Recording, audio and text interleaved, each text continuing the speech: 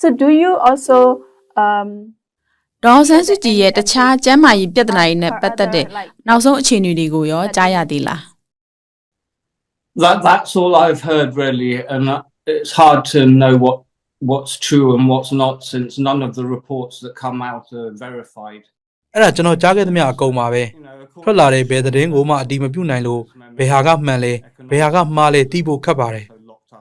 နေပြည်တော်ထောင်မှာအချင်းချခံရပြီးပြန်လွတ်လာတဲ့မိမိရဲ့အစိုးရလက်ထက်စီးပွားရေးအကြံပေးရှောင်းတာနဲ့ပြောတာကနေပြည်တော်ထောင်ရဲ့အခြေအနေဟာအရန်ဆိုးရွားလွန်းတဲ့ကြွက်တွေချင်းတွေစိုးထိုင်းတဲ့တိုက်ခန်းတွေနဲ့အပူလွန်ခဲတာတွေရှိတယ်မိမိရဲ့လက်ရှိကျန်းမာရေးအရာစိုးရင်ပူပန်စရာတွေနဲ့နေပြည်တော်ထောင်ကအခြေအနေတွေကြောင့်သူထောင်ထဲမှာကွယ်လွန်သွားမှာကိုကျွန်တော်အရန်စိုးရိမ်နေမိမိသာအဲ့ဒီလိုဖြစ်ခဲ့ရင်စစ်တပ်နဲ့မင်းအောင်လှိုင်တို့ကြောင့်ပဲသူတို့ဂရုစိုက်မှုမရှိလို့ပဲအမှန်တကယ်ကမိမိကဘယ်နည်းနဲ့မှထောင်ထဲမှာမရှိနေသင့်ဘူးသူ့ဘောဆွဆွဲချက်အားလုံးဟာလုံးဝအလိမ်ညာတွေပဲစာမတက်ပေမတက်ဖိုင်းတဲ့ကောနကလို့တိုင်းပြည်ကိုအုပ်ချုပ်နေလို့တော့ဘလုံးဝမရနိုင်ဘူးကောနကဟုတ်တာ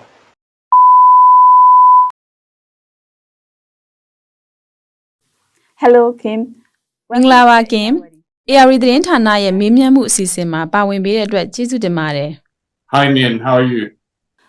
After the NLD Deputy Chairman Dr. Zomyamong death အခုလအောက်တိုဘာထဲမှာစစ်ကောင်စီရဲ့အကျဉ်းချခံခဲ့ရတဲ့ NLD ဒုတိယဥက္ကဋ္ဌဒေါက်တာဇော်မြင့်မောင်ကွယ်လွန်သွားပြီးတဲ့နောက်ကင်မီမီဒေါအောင်ဆန်းစုကြည်ရဲ့အသက်အန္တရာယ်အတွက်လည်းလူများကစိုးရိမ်နေကြတယ်။ဒေါအောင်ဆန်းစုကြည်ကအခုဆိုအသက်89နှစ်ရှိပြီ2021ခုနှစ်ဖေဖော်ဝါရီလကတည်းကထိမ့်သိမ်းအကျဉ်းချခံနေရတာဖြစ်တယ်။ဒီဟာနဲ့ပတ်သက်ပြီးကင်ဘယ်လိုမှတ်ချက်ပြုခြင်းလဲ Firstly, I would like to extend my condolences to the family of Dr. Zomyamong. From what I gather, reports indicate that the junta officials ပထမဆုံးဒေါက်တာဇော်မြင့်မောင်မိသားစုထံကိုဝမ်းနည်းကြောင်းပြောလိုပါတယ်။သတင်းတွေအရကျွန်တော်သိရသလောက်သတိမိနေတဲ့နိုင်ငံရေးသမားကိုလူငင်းချမ်းသာခွင့်ပေးကြောင်းအကြောင်းကြားဖို့သူမကွယ်လိုခင်နိုင်ပိုင်းလိုမှာစစ်ကောင်စီအရာရှိတွေကစေယုံကိုကြိုက်ကြိုက်သွားပြောခဲ့ကြပါတယ်။ဒါဟာထောင်ကျနေခြင်းသူ့အသက်ကိုကယ်နိုင်ရဲ့သားနဲ့မလုပ်ပေးခဲ့ပဲသူ့အတွက်လုံလောက်တဲ့ကျန်းမာရေးစောင့်ရှောက်မှုမပေးခဲ့တာတွေကိုဖုံးကွယ်ဖို့ကြိုးပမ်းတဲ့ရက်ဆက်ကြမ်းကြုတ်မှုနောက်ထပ်တစ်ခုပါပဲကျွန်တော်နားလည်သလောက်မိမိရဲ့ထောင်ထဲကအခြေအနေတွေကစိုးရွားနေတယ်ဒါကြောင့်သူ့မှာဘာတွေဖြစ်နေလဲဆိုတာကျွန်တော်အယမ်းစိတ်ပူတယ်အာနာသိန်းကလေးကအနည်းဆုံးလူပေါင်း2000ခန့်ဟာစစ်တပ်ထိန်းသိမ်းထားစဉ်သေဆုံးခဲ့ရပြီးအဲ့ထဲမှာအမျိုးသမီး125ဦးနဲ့ကလေး88ဦးပါဝင်ပါတယ်ဒါကြောင့်ဖမ်းဆီးထားစဉ်တွင်နောက်ထပ်သေဆုံးမှုတွေရှောင်ရှားနိုင်ဖို့နိုင်ငံရေးကျင်းသားတွေအားလုံးကိုလွှတ်ပေးဖို့အထူးသဖြင့်တက်ကြီးရွယ်အိုတွေနဲ့မကျန်းမာသူတွေကိုလွှတ်ပေးဖို့စစ်ကောင်စီကိုကျွန်တော်တောင်းဆိုပါတယ်။လာမယ့်နှစ်မှာမေမေအသက်80ပြည့်တော်မယ်။လွန်ခဲ့တဲ့3နှစ်ခွဲ4နှစ်တာကာလအတွင်းနေပြည်တော်မှာအကျဉ်းချခံနေရတာရဲ့နေအကျယ်ကျုပ်ကြားခံရတဲ့အချိန်တွေပါဝင်ဆိုရင်သူ့ဘဝရဲ့4ပုံ1ပုံခန့်ကိုမြန်မာနိုင်ငံမှာဒီမိုကရေစီဖော်ဆောင်ဖို့ငြိမ်းချမ်းစွာလှုပ်ဆောင်ရင်ဖမ်းဆီးချုပ်နှောင်ခံနေရတယ်။ peaceful pursuit of democracy in Burma. Some people say အခုသူ့ကိုနေအကျယ်ကျုပ်ထားတယ်လို့တချို့ပြောပေမဲ့လူတချို့ကလည်းသူထောင်ထဲမှာပဲလို့ပြောတယ်ကင်ဘယ်လိုထင်လဲ From what I understand, she's still in prison in Naypyidaw, and essentially ကျွန်တော်နားလည်ထားသလောက်ကမိမိကိုနေပြည်တော်ကထောင်ထဲမှာပဲထားတယ်။ပြောရရင်သူ့ကိုတိုက်ပိတ်ထားသလိုလို့ပြောရမယ်။သူ့ကိုတခြားအကျဉ်းသားတွေနဲ့တွေ့ခွင့်မပေးဘယ်ဧည့်သည်မှနဲ့လည်းတွေ့ခွင့်မပေးတာကြာပါပြီ။သူ့ရှင်းနေဖွဲ့ကိုတောင်တွေ့ခွင့်မပေးဘူး။သူ့ကျန်းမာရေးအခြေအနေမကောင်းဘူးဆိုတာကျွန်တော်သိတယ်။ I know that she has ongoing health concerns. you mentioned before သူ့ရဲ့သွားနဲ့ဂရင်ကျန်းမာရေးထိခိုက်နေတာကိုကုသမှုမရဘူးလို့ကင်အရင်ကပြောခဲ့ဘူးတဲ့အခုချိန်ထိလည်းကုသမှုမခံရပဲဖြစ်နေနိုင်တယ်အဲ့ဒီတော့ She had ongoing dental problems and dizziness. မိမိကသွားနဲ့ဂရင်ဝေဒနာနဲ့မူးဝေတက်တာကိုစက်တိုက်ခံစားနေရတယ်။ကျွန်တော်ကြားသိရတဲ့သတင်းအနည်းငယ်ကနေနားလည်ရတာကမိမိဟာအယိုးပွားယောဂနဲ့နှလုံးဆိုင်ရာကျန်းမာရေးပြဿနာတွေကိုလည်းရင်ဆိုင်နေရတယ်။ So do you also ဒေါ်ဆန်းစုကြည်ရဲ့တခြားကျန်းမာရေးပြဿနာတွေနဲ့ပတ်သက်တဲ့နောက်ဆုံးအခြေအနေတွေကိုရောကြားရသေးလား That's all I've heard really, and it's hard to know what's true and what's not since none of the reports that come out are verified. အဲ့ဒါကျွန်တော်ကြားခဲ့သမျှအကုန်ပါပဲထွက်လာတဲ့ဘယ်သတင်းကိုမှအတိမပြုနိုင်လို့ဘယ်ဟာကမှန်လဲဘယ်ဟာကမှားလဲသိဖို့ခက်ပါတယ် နေပြည်တော်ထောင်မှာအကျဉ်းချခံရပြီးပြန်လွတ်လာတဲ့မိမိရဲ့အစိုးရလက်ထက်စီးပွားရေးအကြံပေးရှောင်းတန်းနဲ့ပြောတာကနေပြည်တော်ထောင်ရဲ့အခြေအနေဟာအရန်ဆိုးရွားလွန်းတဲ့ကြွက်တွေချင်းတွေစိုးထိုင်းတဲ့တိုက်ခန်းတွေနဲ့အပူလွန်ခဲတာတွေရှိတယ်မိမိရဲ့လက်ရှိကျမ်းမာရေးအရာစိုးရင်ပူပန်စရာတွေနဲ့နေပြည်တော်ထောင်ကအခြေအနေတွေကြောင့်သူထောင်ထဲမှာကွယ်လွန်သွားမှာကိုကျွန်တော်အရန်စိုးရင်နေမိမိသာအဲ့ဒီလိုဖြစ်ခဲ့ရင်စစ်တပ်နဲ့မင်းအောင်လှိုင်တို့ကြောင့်ပဲသူတို့ဂရုစိုက်မှုမရှိတော့ပဲအမှန်တကယ်ကမိမိကဘယ်နည်းနဲ့မှထောင်ထဲမှာမရှိနေသင့်ဘူးသူ့ဘောဆွဆွဲချက်အားလုံးဟာလုံးဝအလိမ်ညာတွေပဲကျွန်တော်မိမိနဲ့တခြားနိုင်ငံရေးအကျဉ်းသားအားလုံးကိုလွှတ်ပေးဖို့မင်းအောင်လှိုင်ကိုကျွန်တော်ထပ်မံတောင်းဆိုတယ် So I again urge Min Aung Hlaing to release my mother and all other political prisoners. အပြည်ပြည်ဆိုင်ရာကြက်ချီနီကော်မတီ ICRC နဲ့ရောအဆက်အသွယ်ရှိလား Yeah, but ICRC have been denied access to Meme. ICRC ကိုမိမိအပါဝင်တခြားနိုင်ငံရေးအကျဉ်းသားအားလုံးနဲ့ပါတွေ့ခွင့်မပေးဘူးသူတို့ကိုမိမိနဲ့တွေ့ခွင့်ပေးပြီးသူ့အခြေအနေကိုအတည်ပြုနိုင်ခဲ့ရင်အနည်းဆုံးတစ်ခုခုတော့သိရနိုင်တာပေါ့ In January this year, you received a letter from her. ဒီနှစ်ဇန်နဝါရီလတုန်းကသူ့စီကစာတစ်စောင်ကိုกินရခဲ့တယ်အဲ့ဒီနောက်ပိုင်းစစ်ကောင်စီရဲ့တရားဝင်လမ်းကြောင်းကနေရောနောက်ထပ်အဆက်အသွယ်ရသေးလား No, I haven't received anything. မရတော့ဘူးဘာမှမရဘူးအဲ့ဒီစာတစ်စောင်နောက်ပိုင်းဘာစာမှမရဘူးကျွန်တော်ကတခြားစာတွေနဲ့ထောင်ဝင်စာပစ္စည်းတစ်ထုပ်ပို့လိုက်ပြီးမယ်အဲ့ဒါတွေကိုမိမိရတယ်မရဘူးဆိုတော့ဘာအတည်ပြုချက်မှကျွန်တော်မရဘူး Oh, how many of that? စာနဲ့ထောင်ဝင်စာပစ္စည်းပို့တာဘယ်နှခုလောက်ရှိပြီလဲ Well, there's been a number that have been sent. I don't know how many have actually got through. And I tried to send some from other members of the family as well, and they were all returned to me. So I know. ရင်ကဆိုစစ်တပ်ကနိုင်ငံရေးအကျဉ်းသားတွေကိုအဲ့ဒီခွင့်စာနဲ့အဆက်အသွယ်ရခွင့်နဲ့ထောင်ဝင်စာပစ္စည်းတွေယူခွင့်ပြုတယ်လို့ပြောတယ်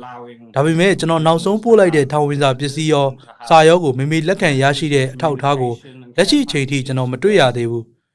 So far. နောက်ပြီးတော့စစ်တပ်ဟာထောင်ထဲကပြည်သူတွေကိုသူတို့မိသားစုတွေနဲ့မတွေ့နိုင်အောင်အရန်ခက်ခဲအောင်လုပ်ထားတာကျွန်တော်သိတယ်မိသားစုတွေထောင်ဝင်စာတွေ့နိုင်ဖို့ကိုတမင်ခက်ခဲအောင်စီးမြင်တွေလှုပ်ထုံးလုံနည်းတွေလည်းသူတို့ချထားတယ် They've made such rules and regulations that it's actually still very difficult for people to visit their families. Yeah. When was ထောင်ဝင်စာပစ္စည်းထုတ်ကိုနောက်ဆုံးဘယ်တော့ကပို့ခဲ့တာလဲ It was about လွန်ခဲ့တဲ့3လလောက်ကလို့ကျွန်တော်ထင်တယ် Until now, Thailand former foreign minister Don Pramod ထိုင်းနိုင်ငံရေးဝန်ကြီးဟောင်းဒွန်ပရာမုတ်ဝီနိုင်ကကင့်ရဲ့မိမိကိုထောင်ထဲမှာတွေးခွင့်ရခဲ့တဲ့မိသားစုဝင်မဟုတ်တဲ့တူးတဲ့သောပြင်ပကသူဖြစ်တယ်အဲ့ဒါက2023ခုနှစ်ဇူလိုင်လမှာပေါ့နော်ကင့်ရဲ့မိမိအကြောင်းသိရအောင်သူ့ကိုဆက်သွယ်ခဲ့သေးလား No, I didn't. His reported statement after the junta arranged meeting with Meme was limited to the fact မဆက်သွယ်ဘူးစစ်ကောင်စီအစီအစဉ်နဲ့မိမိကိုတွေးဆုံပြီးရနောက်သူ့ရဲ့ကြေညာချက်ထဲမှာမိမိဟာစိတ်ပိုင်းရုပ်ပိုင်းကျမ်းမာတဲ့တွေးဆုံဆွေးနွေးရေးကိုအားပေးတယ်ဆိုတာလောက်ပဲပါပါတယ်မြန်မာစစ်တပ်ကတော်လှန်ရေးအင်အားစုတွေကိုအနိုင်ယူဖို့စ조사နေတာအခုအနားယူသွားတဲ့ထိုင်းနိုင်ငံသားရေးဝန်ကြီးဟောင်းကမြန်မာစစ်ကောင်စီနဲ့ခိုင်မာတဲ့ဆက်ဆံရေးရှိပြီးအမာခံထောက်ခံတဲ့ထိုင်းစစ်တပ်ကြောထောက်နောက်ခံပြုထိုင်းအစိုးရဦးဆောင်သူတူဖြစ်ခဲ့တယ်သူ့ရဲ့ခီးစဉ်နဲ့မြန်မာစစ်တပ်ကိုချစ်ကြည်ရင်းနှီးပုံရတဲ့ဟန်ပန်တွေဟာအာဆီယံဒေသအတွင်းမှာအငင်းပွားစရာအများအပြားဖြစ်ခဲ့စေပြီးမြန်မာအချက်တဲကိုဖြည့်ရှင်းဖို့အာဆီယံရဲ့အားထုတ်မှုတွေကိုလည်းထိခိုက်စေခဲ့ပါတယ် so သူကမိမိကိုတွေးခဲ့တယ်လို့ပြောပေမဲ့အဲ့ဒီလိုတွေးခဲ့တော့ကဘာတွေတကယ်ပြောခဲ့တယ်ဆိုတာကိုအတည်ပြုနိုင်စရာဘာမှမရှိဘူးအဲ့ဒီဝန်ကြီးပြောတယ်ဆိုပြီးထွက်လာတဲ့သတင်းတွေကလည်းတော်တော်မဖြစ်နိုင်ဘူးလို့ကျွန်တော်ထင်ပါတယ် he, the minister said, I think that's quite unlikely. in Myanmar, prison မြန်မာနိုင်ငံမှာကအကျဉ်းထောင်ရရှိတွေကဒေါ်ဆန်းစုကြည်လိုပဲနိုင်ငံရေးကျင်းသားတွေကိုထောင်ဝင်စာတွေ့ဖို့မိသားစုဝင်တွေကိုပဲခွင့်ပြုတယ် ကင်ကမိသားစုဝင်တယောက်အနေနဲ့သူ့ကိုထောင်ဝင်စာသွားတွေ့ချင်လား Yes, I would. I've been requesting to be allowed. ခွင့်ပြုရင်သွားတွေ့မှာပေါ့မိမိကိုသွားတွေ့ခွင့်ပြုဖို့ကျွန်တော်တောင်းဆိုနေတာတော်တော်ကြာနေပြီ မိမိနဲ့အဆက်အသွယ်ရဖို့သွားရောက်တွေ့ဆုံမှုရဖို့ကျွန်တော်တောင်းဆိုမှုတွေကိုစစ်တပ်ကမတုံ့ပြန်ပါဘူးကျွန်တော်လိုပဲမြန်မာပြည်ကပြည်သူတွေဟာလည်းဒီလိုအလားတူအခြေအနေနဲ့ကြုံနေရတယ်လို့ကျွန်တော်ထင်ပါတယ်မြန်မာကကြော်ကြားတဲ့နိုင်ငံရေးအကျဉ်းသားတွေသာမကတာမန်အကျဉ်းသားတွေလည်းသူတို့ချစ်ခင်သူတွေနဲ့တွေ့ဖို့သူတို့ချစ်ခင်သူတွေဘာတွေဖြစ်နေလဲဆိုတာကိုသိဖို့အရန်ခက်ခဲနေမှာပဲ and to know what's happening to them.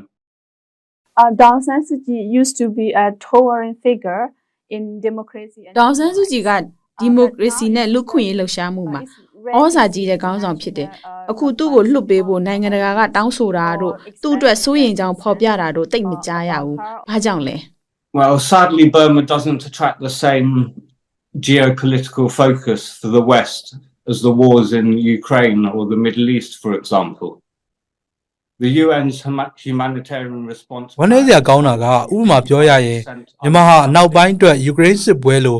ရှေ့လယ်ပိုင်းစစ်ပွဲလိုပထဝီနိုင်ငံရေးအရအာရုံစိုက်မှုမခံရဘူးကုလသမဂ္ဂလူသားချင်းစာနာမှုတုံ့ပြန်ရေးစီမံကိန်းဟာရန်ကုန်ငွေလိုအပ်တာတဲ့85%လျော့နည်းနေပြီးလူသားချင်းစာနာမှုအစီအစဉ်အားလုံးမှာရင်းမြစ်အနည်းဆုံးဖြစ်နေတယ်စစ်တပ်ရဲ့ရက်စက်ကြမ်းကြုတ်မှုတွေကြောင့်လူပေါင်း3 သန်းကျော်ပြည်တွင်းမှာနေရစွန့်ခွာနေရပြီး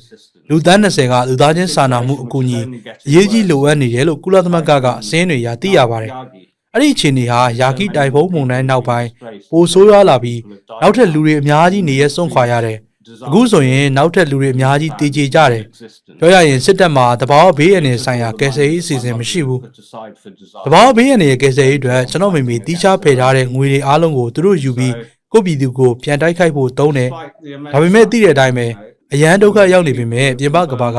ဘာကူညီမှမရပေမဲ့မြန်မာကပြည်သူတွေဟာစစ်တပ်ကိုအနိုင်ရနေသေးပါပဲဒီလိုနိုင်ငံတကာအာယုံစိုက်မှုမရတဲ့အကြောင်းရင်းတစ်စိတ်တစ်ပိုင်းကပြီးခဲ့တဲ့နှစ်တွင်မှာရိုဟင်ဂျာအကြက်တဲကိုနောက်တိုင်းမီဒီယာနိုင်ငံတကာမီဒီယာတွေကဖော်ပြတဲ့အခါ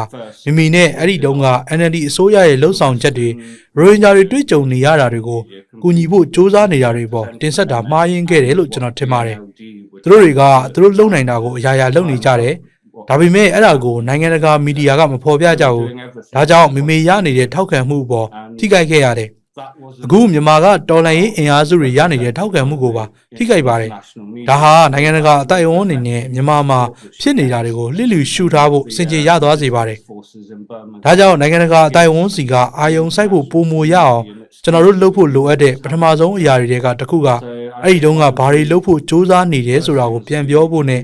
အဲ့ဒီတုန်းကအခြေအနေကိုအမှန်ဖြစ်အောင်ပြင်ဖို့လိုတယ်လို့ကျွန်တော်ထင်ပါတယ် community is to retell the story of what was being done to try and rectify the situation at the time.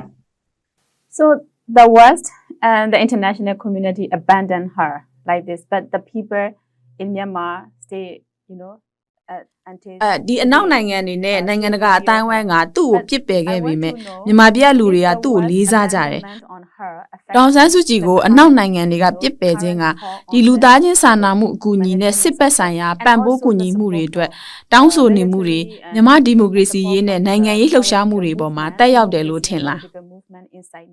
Mehmet's story goes hand in hand with the story of မမေပြည်ကမြန်မာပြည်မှာဖြစ်ပျက်နေရတဲ့နဲ့ခွဲလို့မရပါဘူးလူတွေကသူ့ကိုလှစ်လျူရှုထားနိုင်တဲ့အတွက်မြန်မာပြည်မှာဖြစ်ပျက်နေတာကိုပါလှစ်လျူရှုထားနိုင်ကြတာကျွန်တော်ပြောခဲ့သလိုပဲလက်ရှိကမ္ဘာတစ်ဝန်းမှာပြိပခါတွေအများကြီးရှိပါတယ်တချို့ကိုလူတွေကြားတော်မကြဘူးဒါကြောင့်မြန်မာနိုင်ငံအရေးကသတင်းတွေမှာဖော်ပြမခံရတာအံ့ဩစရာတော့မဟုတ်ပါဘူးဒါပေမဲ့မြန်မာအရေးကအခုလက်ရှိကမ္ဘာမှာအဆိုးရွားဆုံးလူသားချင်းစာနာမှုဆိုင်ရာအကျက်တဲတွေကတစ်ခုဖြစ်ပါတယ်ဒါကြောင့်နိုင်ငံတကာကအခုချက်ချင်းအာယုံစိုက်လာဖို့လိုတယ်အာဏာသိမ်းပြီးတဲ့ကမြန်မာနိုင်ငံဟာစိတ်ကြွမူရစ်စေးမက်တာဖက်တမင်းထုတ်လုပ်မှုလူကုန်ကူးမှုနဲ့စိုက်ဘာကြုံပြုမှုတွေရဲ့ဗဟိုချက်ဖြစ်လာနေပါတယ်ဒီအရာတွေကတကမ္ဘာလုံးကိုထိခိုက်စေပါတယ် and these things affect the whole world. Yeah, I like to also touch on about the rumors about meeting. There was rumor about some ပြီးခဲ့တဲ့နှစ်ဇူလိုင်လကစစ်ကောင်းဆောင်တချို့ကနေဒေါန်ဆန်းစုကြည်ကိုထောင်မှာတွားတွေ့ခဲ့တယ်ဆိုတဲ့ကောလာဟာလာတွေထွက်ခဲ့ပေမဲ့လို့ပေါ့နော်စစ်ကောင်စီဘက်ကသူ့ရဲ့ပြည်ထရေးဝန်ကြီးကဒေါန်ဆန်းစုကြည်နဲ့တွေ့ဆုံမှုမရှိခဲ့ဘူးလို့ညင်းဆိုခဲ့တယ်အဲ့ဒါတွေကမှန်တယ်လို့ထင်လား I have no idea. I hear so many conflicting things coming out. ပြောတယ်ဘူးစစ်တပ်ကပြောဆိုသမျှကအကွဲလွဲနေတာတွေကြီးပဲမို့အခုသူတို့ပြောသမျှကျွန်တော်မယုံပါဘူးချက်လက်အများစုကိုလည်းအတီးမပြုတ်နိုင်ဘူးနောက်တော့သတင်းထွက်လာတွေကအမှားတွေပဲဖြစ်နေရဲ့သူတို့ပြောသမျှကယုံရခက်ပါတယ် That it's very hard to believe anything they say. Yeah, also the military they are planning to hold an election probably next year, and they have started with the census and other, စစ်တပ်ကရွေးကောက်ပွဲတစ်ခုလုပ်ဖို့စီစဉ်နေတယ် but there are ရှင်းနှစ်ဖြစ်ကောင်းဖြစ်မယ်ပေါ့နော်ဒေါအောင်ဆန်းစုကြည်ကိုရွေးကောက်ပွဲဝင်ခိုင်းဖို့ပြောနိုင်တယ်ဆိုတဲ့ခံမှန်းချက်တွေရှိတယ်သူလက်ခံမယ်လို့ထင်လား do you think she will accept? Well, at the moment, it's very hard to say. I think there's only one way that she would. ကုလောလောဆယ်တော့ပြောရတာအရန်ခတ်တယ်သူလက်ခံနိုင်တဲ့နီလန်းကတခုတည်းပဲရှိတယ်လို့ကျွန်တော်ထင်တယ်အဲ့ဒါကတော့စစ်တပ်ကနေရာဖယ်ပေးပြီးရွေးကောက်ပွဲမှာရွေးကောက်ခံဖို့အမှန်တကယ်လိုအပ်တဲ့ပါတီတွေကိုဒီရွေးကောက်ပွဲမှာဝင်ခွင့်ပေးဖို့ပါပဲအခုလောလောဆယ်တော့ဘယ်စစ်မှန်တဲ့ဒီမိုကရက်တစ်ပါတီကမှအရွေးခံမယ်လို့ပြောစရာမရှိသေးဘူးရင်နှုံးကတဲ့အခြေအနေပုံမစိုးရင်တော့မှဒီအတိုင်းပဲဖြစ်နေမှာပဲ Party would be elected, it would still just be the same, if not worse than it was before. Until recent year, ကင်က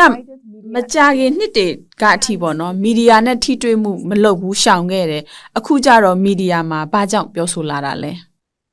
Well, since I haven't been allowed any communication with ကျွန်တော်ကိုမီမီနဲ့ဆက်သွယ်ခွင့်မပေးတာကြောင့်ရင်မြန်မာနိုင်ငံကအခြေအနေကအရန်ကိုဆိုးရွားနေတာကြောင့်တယောက်ယောက်ကထုတ်ဖော်ပြောဆိုဖို့လိုတယ်လို့ကျွန်တော်ထင်တယ်ကျွန်တော်ဘဝတစ်လျှောက်မှာမြန်မာပြည်ရဲ့အခုအခြေအနေကဆိုးရွားနေတယ်တယောက်ယောက်ကတော့ထွက်ပြောဖို့လိုတယ်ကျွန်တော်ရဲ့ထူးခြားတဲ့အနေအထားကြောင့်လည်းကျွန်တော်ထုတ်ဖော်ပြောဆိုတာဖြစ်ပြီးမြန်မာပြည်မှာဖြစ်နေတာတွေကိုကဘာကသိအောင်လုပ်ဖို့အခြေအနေကိုပိုသိအောင်လုပ်ဖို့လိုတယ်လို့ကျွန်တော်ထင်တယ် ကင်းမြက်ပြောကြားချက်တွေကိုနိုင်ငံတကာအတိုင်းဝိုင်းကရောကြားပြီလား I feel like it hasn't really been heard. The international community မနကမကြားသေးဘူးလို့ကျွန်တော်ခံစားရတယ်နိုင်ငံတကာအတိုင်းအဝန်းကမြန်မာပြည်မှာဖြစ်ပျက်နေတာကိုအာရုံမစိုက်ကြသေးဘူးဒါကြောင့်ဒီကိစ္စကိုသိလာအောင်ကျွန်တော်စူးစမ်းပေမဲ့ဖြစ်တဲ့တက်ရောက်မှုအမှန်တကယ်ရရှိဖို့ကအဝေးကြီးလိုသေးတယ်ကျွန်တော်အကောင်းဆုံးဆက်စူးစမ်းသွားပါမယ် you have been on some ကင်က Freedom Tattoo Project လို့မြန်မာနိုင်ငံအတွက်ရမုံငွေရှာဖွေရေး campaign မှာပါနေတော့အဲ့ဒီ project ကအခုဘယ်အခြေအနေရှိနေပြီလဲ Well, the tattoo project was originally conceived in honor of Tutu, who was the most famous Burmese kickboxer or national Burmese kickboxer. And Tattoo project ကိုကြော်ကြားသောမြန်မာလက်ဝှေ့သမားတစ်ယောက်ဖြစ်တဲ့ကိုတူတူကိုဂုဏ်ပြုတဲ့အနေနဲ့စတင်ခဲ့တာပါသူကကျွန်တော်လိုပဲစနေနေ့မှာမွေးတယ်ဒါကြောင့်ကျွန်တော်တို့နှစ်ယောက်စလုံးကမြန်မာရိုးရာဓလေ့ရငကားတွေပေါ့ကံမကောင်းစွာနဲ့ပဲသူကနှိမ့်ဆက်ခံရပြီးထောင်ထဲမှာအသက်ဆုံးခဲ့ရတယ်သူ့အလောင်းကိုသူ့မိသားစုကပြန်မရခဲ့ဘူးအဲ့လိုအလောင်းပြန်မရတာကအခုမြန်မာပြည်မှာအဖြစ်များနေတဲ့အခြေအနေပါအခုချိန်ထိတော့ဒေါ်လာ2သိန်းနီးပါးအလူငွေရရှိထားပြီးဒီငွေတွေကိုမြန်မာနိုင်ငံကထောင်နဲ့ချီတဲ့ပြည်တွင်းနေရဲစွန့်ခွာသူတွေအတွက်တန်ရှင်းတဲ့ရေတွေရရှိဖို့ထောက်ပံ့ပေးတဲ့အစီအစဉ်မှာကူညီပေးနေပါတယ်ဒါအပြင်နိုင်ငံရေးအကျဉ်းသားတွေရဲ့မိသားစုဝင်တွေကိုလည်းကူညီပေးနေပါတယ်မြန်မာပြည်သူပြည်သားတွေကိုကူညီဖို့အတွက်မြန်မာပြည်ကြောင်းလူပိုတိလာပြီးရန်ပုံငွေကြေးတွေဆက်လက်ရရှိနေဖို့မျှော်လင့်ပါတယ်ဒီ campaign မှာပါဝင်ကူညီခြင်းရင် Facebook လူမှုကွန်ရက်မှာ Freedom Tattoo for မြန်မာနာမည်နဲ့ရှာဖွေနိုင်ပါတယ် for Freedom Tattoo for Burma. Also, do you have any other like new campaign planned? ဒါအပြင်ကိုနောက်ထပ်တခြား campaign အသစ်တွေလုပ်သွားဖို့အစီအစဉ်ရှိလား Craving that you make. Yes. Well, next year being Meme's 80th birthday. ဟုတ်ကဲ့နောက်နှစ်ကမမေရဲ့အသက်80ပြည့်တဲ့မွေးနေ့ဖြစ်တဲ့အတွက်ကျွန်တော်တို့ campaign တစ်ခုလုပ်ပါမယ်ဒီ campaign ကိုလည်းအားပေးကြမယ်လို့မျှော်လင့်ပါတယ်နောက်နှစ် campaign ကနေလည်းမြန်မာအရေးကိုပိုသိလာအောင်လှုပ်ဆောင်နိုင်မယ်လို့မျှော်လင့်ပါတယ်နောက်ပြီးမမေနဲ့အခြားနိုင်ငံရေးအကျဉ်းသားအားလုံးလွတ်မြောက်လာတာကိုမြင်ချင်ပါတယ်ဒါဆိုရင်တိတ်ကိုကောင်းပါ You were apart from your mother for many years. ကင်ကအမေနဲ့နှစ်အကြာကြီးဝေးနေခဲ့တာနောက်ကင်ရဲ့ကလေးဘဝတုန်းကပဲဖြစ်ဖြစ်2021ခုနှစ်ဒီဒေါ်ဆန်းစုကြည်ထိန်းသိမ်းမချုပ်တော်မခံရခင်အထိပေါ့နော်သူနဲ့အတူတူရှိခဲ့တဲ့အမှတ်ရစရာအကောင်းဆုံးအချိန်ကိုပြောပြလို့ရမလား Well, because the time I've been able to spend with my mother hasn't မမေနဲ့အတူနေရချိန်ကကျွန်တော်လိုချင်တဲ့လောက်တော့ရခဲ့တာမဟုတ်ပါဘူးဒါပေမဲ့မမေနဲ့အတူရှိတဲ့အချိန်အားလုံးကအမှတ်တရပါပဲမမေနဲ့ဂျပန်မှာအတူတူနေခဲ့တဲ့အချိန်တွေကတော့အဲ့ဒီအမှတ်တရတွေကတခုပေါ့အဲ့ဒီတုန်းကမမေနဲ့ကျွန်တော်2ယောက်တည်းကျွန်တော်ကအသက်9နှစ်ပဲရှိသေးတယ်ပြီးတော့မမေပထမအကြိမ်နေအကျယ်ကျုပ်ကြတုန်းကသူနဲ့အတူရှိခဲ့တယ်အဲ့ဒီတုန်းကလည်းကျွန်တော်တို့2ယောက်ပဲ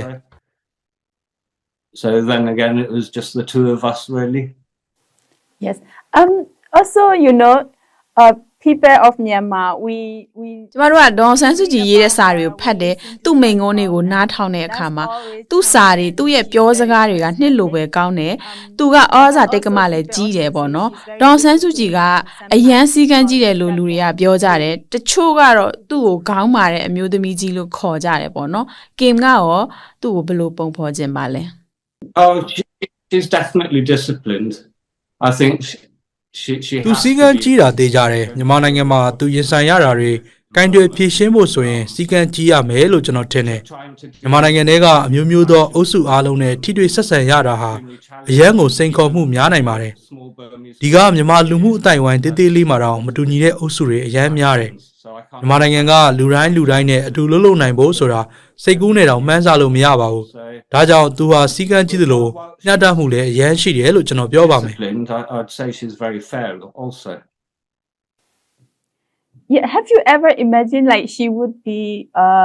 becoming a politician because like in your childhood she is very academic and she write beautifully and she like ကင်ငယ်ငယ်อ่ะပေါ့နော်ဒေါ်ဆန်းစုကြည်ကိုနိုင်ငံရေးသမားတဦးအဖြစ်ပုံဖော်စဉ်းစားဘူးလား At that time, I wasn't really thinking too much about politics. အဲ့ဒီတုန်းကနိုင်ငံရေးသမားတို့ဘာလို့ကျွန်တော်သိပ်ပြီးမစင်စားတတ်ဘူးအခုထိလည်းကျွန်တော်ကနိုင်ငံရေးကိုသိပ်စိတ်မဝင်စားပါဘူး Yeah, and I also listened to your interview with BBC Hard Talk. BBC ရဲ့ Hard Talk အစီအစဉ်မှာကင်ကနိုင်ငံရေးစိတ်ဝင်စားဘူးလို့ပြောခဲ့ဘူးတယ်။ဒေါန်ဆန်းစုကြည်ကိုလည်းထောင်ကလွတ်လာရင်နိုင်ငံရေးမလုပ်စေချင်ဘူးလို့ပြောဘူးတယ်ပေါ့နော်။အခုလည်းအဲ့ဒီအတွေ့ကင်မှာရှိသေးလား I would like to see her. မိကိုအနားယူတာမြင်ချင်တယ်အနည်းဆုံးတော့အနောက်ကပဲနေပြီးအရန်ပင်မလုပ်စေချင်တော့ဘူးဘာပဲဖြစ်ဖြစ်အခုသူကအသက်ကြီးနေပြီလေဒါကြောင့်သူနည်းနည်းအနားယူလို့ရရင်ကောင်းမှာပါ Daw San Suu Kyi left the Burma and Myanmar. ဒေါန်ဆန်းစုကြည်ကမြန်မာနဲ့မြန်မာပြည်သူတွေကိုအရန်ချစ်တယ်လေ။အဲ့ဒီအတွက်သူ့ဘဝကိုမြှုပ်နှံထားတယ်။အခုလိုအရန်ခက်ခဲနေတဲ့အချိန်မှာသူနိုင်ငံရေးကိုကြောခိုင်းသွားမယ်လို့ထင်လား So I think the fact that she's in prison and the fact that when other prisoners မထင်ဘူးနမူလာလေးတစ်ခုပြောချင်တာကသူထောင်ထဲရောက်နေတာရဲ့သူ့ကိုသူ့ရဲ့အခန်းမှာလေးပေးဆက်တက်ဆင်ဖို့ကမ်းလှမ်းတော့ကအခြားအကျဉ်းသားတွေကိုလည်းလေးပေးဆက်မတက်မပေးရင်သူလည်းလက်မခံဘူးလို့ပြောတယ်ဒါဟာမေမေကမြန်မာပြည်သူတွေနဲ့တသားတဲ့အတူရှိနေဖို့ခံယူထားတယ်သူတို့ဖြတ်တန်းသလိုဖြတ်တန်းမယ်လို့ခံယူတယ်ဆိုတာကိုပြတာမြန်မာပြည်သူတွေပေါ်ဆက်ဆံတာနဲ့သူ့ဘောကွဲပြားဆက်ဆံတာကိုသူလက်ခံမှာမဟုတ်ပါဘူး they are going through. So she wouldn't want to be treated any different to how they are. Would you like to give your message to the international community? နိုင်ငံတကာအတိုင်းဝိုင်းနဲ့စစ်ကောင်စီကိုဘယ်လိုသတင်းစကားပေးခြင်းလဲ Well, again, to the military junta, I would ask them to free my mother and all the political prisoners. စစ်ကောင်စီကိုထပ်ပြီးပြောရရင်တော့ကျွန်တော်မိမိနဲ့နိုင်ငံရေးကျင်းသားအားလုံးကိုလွတ်ပေးပြီးမြန်မာနိုင်ငံကိုဒီမိုကရေစီနီးကျရွေးကောက်ခံအစိုးရစီကိုပြန်အပ်ပါလို့ပြောရမှာပဲအဲ့ဒီလိုမှမလုပ်ရင်အ ਨੇ ဆုံးတော့မိမိကိုရန်ကုန်ကသူ့အိမ်မှာနေအကျယ်ကျုံနဲ့ထားပါအဲ့ဒီမှာဆိုရင်တော့အ ਨੇ ဆုံးတော့သူဘယ်မှာရှိတယ်ဆိုတာကိုကျွန်တော်သိရှိခွင့်ရပါပြီအဲ့ဒီလိုမှမလုပ်ရင်အ ਨੇ ဆုံးတော့ကျွန်တော်သူ့ကိုပုံမှန်သွားတွေ့ပြီးဆက်သွယ်ဖို့ခွင့်ပြုစေချင်ပါတယ်နိုင်ငံတကာအတိုင်းအဝန်ကိုတော့မြန်မာပြည်မှာဖြစ်ပျက်နေတာတွေကိုအာရုံစိုက်စေချင်တယ်ဒီအခြေအနေကိုကူညီဖို့သူတို့လုံနိုင်တာအများကြီးရှိတယ်ဆိုတာကိုသဘောပေါက်ပြီး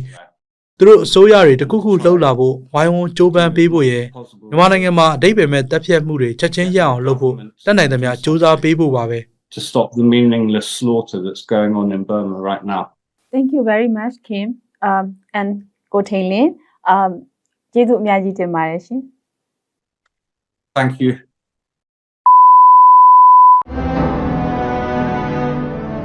နိုင်ငံရေးကျင်းသားတွေဟာအကျဉ်းနောင်တွေထဲမှာဘလောက်ထိလူကုန်သိက္ခာမဲ့ပြီးဘလောက်ထိလူအခွင့်အရေးဆုံးရှုံးပြီးတော့နေထိုင်နေရတယ်လေအာဏာသိမ်းပြီးနောက်ပိုင်း3နှစ်ခွဲကျော်ကာလအတွင်းမှာထောင်ထဲဆေးဝါးစောင့်ရှောက်မှုလုံလောက်စွာမရလို့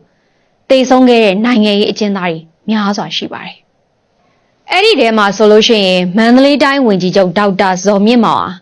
မန္တလေးအကျဉ်းထောင်တွင်းမှာပဲချုပ်နှောင်ခံရစဉ်မှာသွေးကင်ဆာရောဂါအတွက်လုံလောက်တဲ့ဆေးဝါးကုသမှုတွေမရတဲ့အတွက်ကြောင့်အောက်တိုဘာလ9ရက်နေ့မှာကွယ်လွန်သွားခဲ့ပါတယ်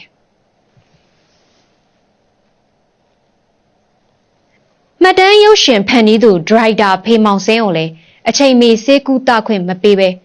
အသက်အန္တရာယ်စိုးရိမ်ရတဲ့အနေအထားရောက်တော့မှပြန်လွတ်ပေးတဲ့အတွက်ထောင်ကနေလွတ်လာပြီး3ရက်အကြာဩ August လ19ရက်နေ့မှာဆုံးပါခဲ့ရပါတယ်။ဒါအပြင် NLD ဗဟိုအလုပ်မှုဆောင်အဖွဲ့ဝင်ဦးဉာဏ်ဝင်းရဆိုရင်အင်းစိန်ထောင်တွင်းမှာ COVID-19 ရောဂါပိုးကူးစက်ခံခဲ့ရပြီးလုံလောက်တဲ့ဆေးဝါးကုသမှုမရတာကြောင့်2021ခုနှစ်ဇူလိုင်လ20ရက်နေ့မှာကွယ်လွန်သွားခဲ့ပါတယ်။အခြေခံလူ့အခွင့်အရေးတစ်ခုဖြစ်တဲ့အစားအစာတန့်ရှင်းတဲ့ရေဆေးဝါးကုသမှုဒါတွေလုံလောက်စွာမရလို့လက်ရှိအချိန်ထိအကျက်တဲတွေများစွာရင်ဆိုင်နေရတဲ့နိုင်ငံရေးအကျဉ်းသားတွေထဲမှာအသက်အရွယ်ကြီးရင်ကြတဲ့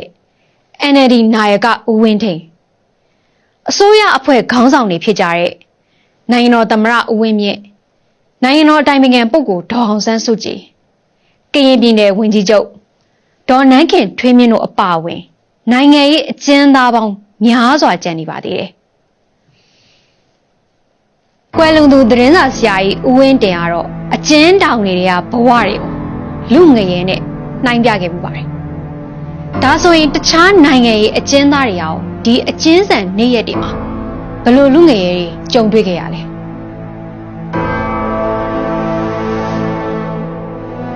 အဓိကစိတ်ပိုင်းဆိုင်ရအောင်နော်အဲ့လိုမျိုးထိကံဒီကောင်းနေတစ်ချိန်လုံးပြောနေပြီနားမှာမင်းဝီရှိုးတတ်တော့မှာအဲ့လိုတက်ခံနေတော့အဲ့လိုမျိုးပြောမင်းဝီရှိုးတတ်တော့မှာမင်းလောင်းဖြောက်ပြမှာဟုတ်တယ်အဲ့ထောင်ချောင်းဆိုအကုန်လုံးဟာမှောင်းဆိုပြီးတော့ခါတော့ဒုတ်တွေယောက်ျားတွေရောဘာတွေရောသိရမှာအင်းနဲ့အားနဲ့ဒုတ်တွေဝင်လာတာလေရှိသမျှကိုလူကုန်မသိရမှာထောင်ထဲမှာလုံးဝခေါင်းတစ်ချက်ထောင်လို့မရအဲ့ဒါတွေကအန်ဒီတို့ခဏထောင်ချောင်းတွေလှုပ်တဲ့အခါကျတော့ဘာပဲဖြစ်ဖြစ်အထဲမှာစိတ်ချောက်ကြရတာပေါ့နော်အဲ့လိုမျိုး